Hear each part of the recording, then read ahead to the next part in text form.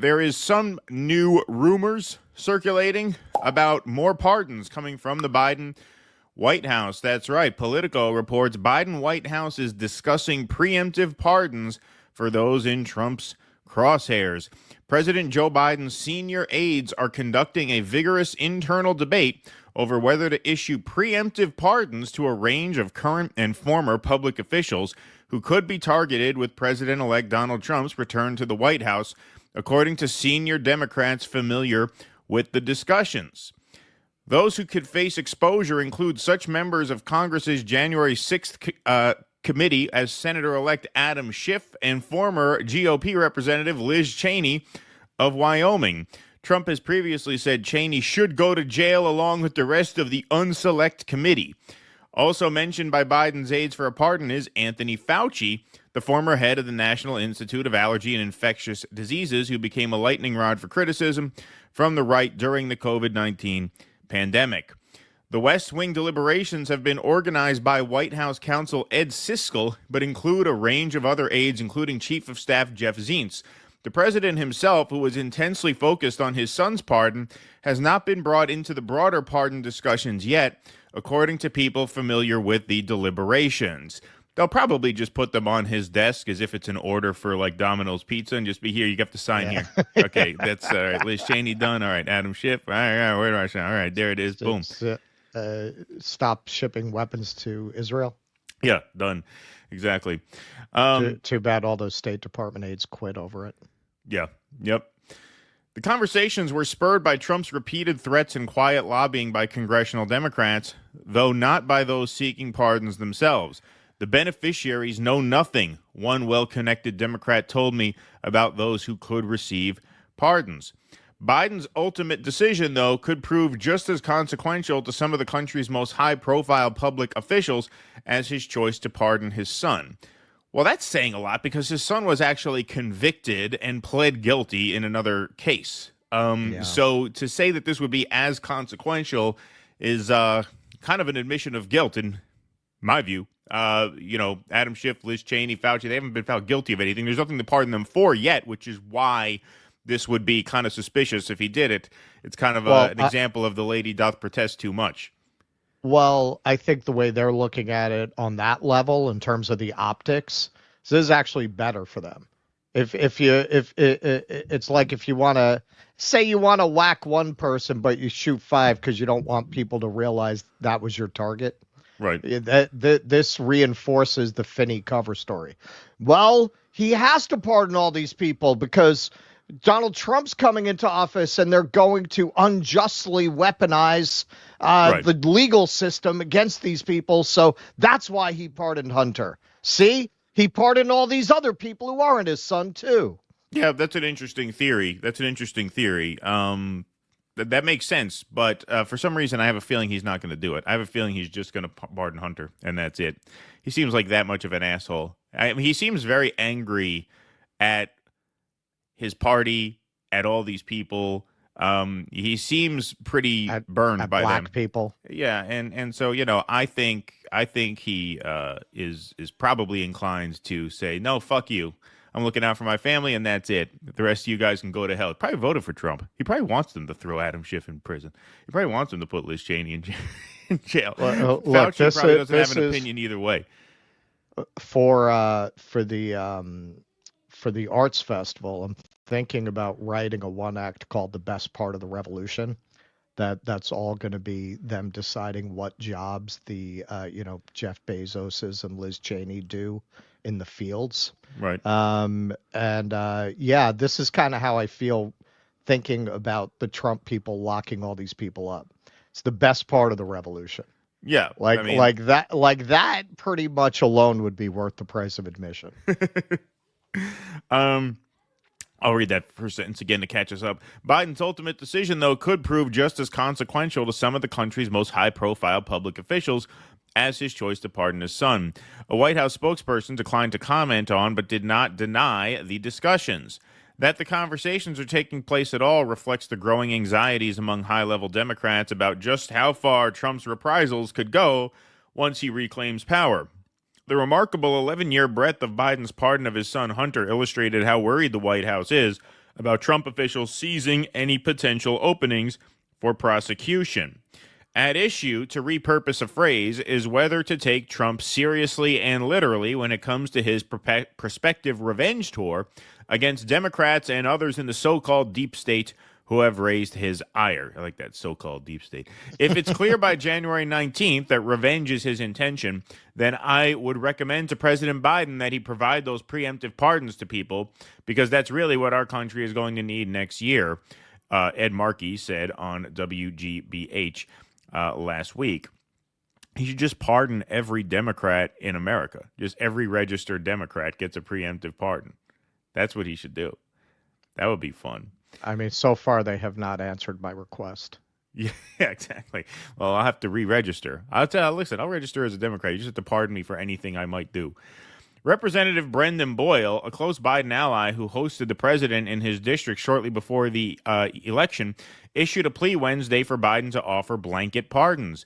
This is no hypothetical threat, Boyle said in a statement, adding, "The time for cautious restraint is over. We must act with urgency to push back against these threats and prevent Trump from abusing his power."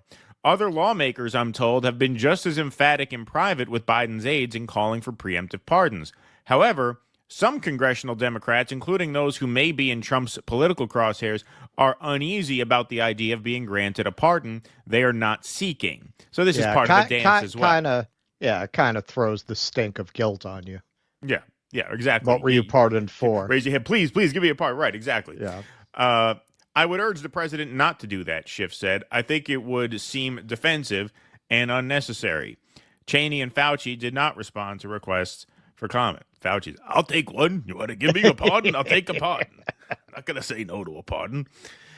Some senior Democrats I spoke with, however, wonder how many of those facing retribution are adopting a version of the vote no, hope yes mantra that often surrounds difficult legislative votes, which is to say some may publicly oppose preemptive pardons for reasons of innocence or precedence, while privately hoping the president offers legal protection. Well, yeah, I mean, of course, Adam Schiff is not going to come out and say, yes, I would love that. Please give it to me. I need it.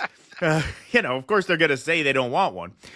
Especially for those officials without significant means, the specter of six-figure legal bills in the coming years is unnerving. Some Biden appointees, I'm told by people facing scrutiny, are already considering taking the best-paying jobs next year, in part to ensure they have the resources to defend themselves against any investigation. See, they have to go and lobby for Uber. Yeah. Right. Yeah, they really had to have their arms twisted for that. I think Trump is inclined to go after people just because it's been done to him. And because it's been done to him, I have a feeling he is inclined to use his power now to show less restraint than he did in the first term, where he chose not to prosecute Hillary Clinton, despite saying he would on the campaign trail. I really, didn't do much of this the first time around.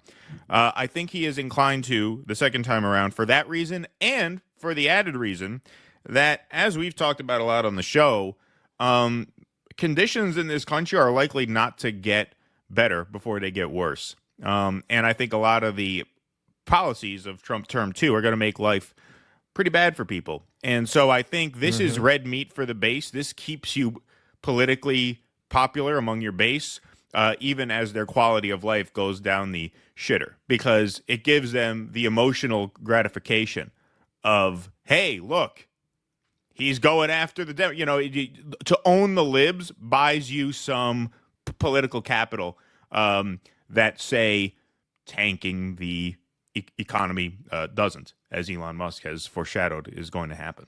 So whether he signs him or not is an open question. In the classic sense. So whether he signs him or not is an open question. I still think Biden's likely not to do it. I think he's very pissed off at all these people. I don't think he gives a shit about anybody at this point anymore. I do think that they're able to exert a fair amount of pressure on him through whatever means. Like, hey, you've still got family members that haven't been prosecuted.